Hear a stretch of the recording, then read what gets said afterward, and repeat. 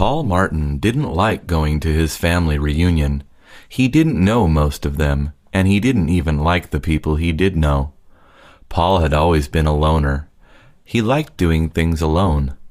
He went to the movies alone. He went to concerts alone. He liked to go eat alone. So, at the family reunion, it was no surprise to see that Paul was sitting alone at a table where no one was sitting at. Occasionally, an aunt or uncle of his would come up and say hello, but none of his cousins ever said hello to him. Paul was fine with it. He didn't care, because he didn't like talking to them either. During his last family reunion, Paul decided to play a trick on his cousins. His cousins had been playing Nintendo in his uncle's room. Paul knew how to turn off all the power in the house. He locked the door to his uncle's room, and then went to turn off the power.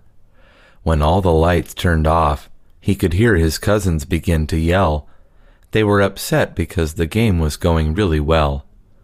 When his cousins tried to leave, they realized that the door was locked.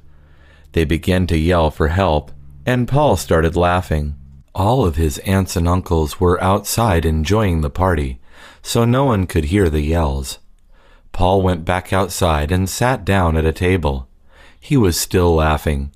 An hour passed, and his aunt started to look for her son.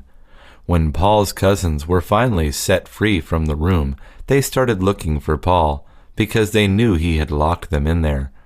Paul wasn't worried. He knew they wouldn't do anything. He looked at them, laughed, and then went back to listen to music.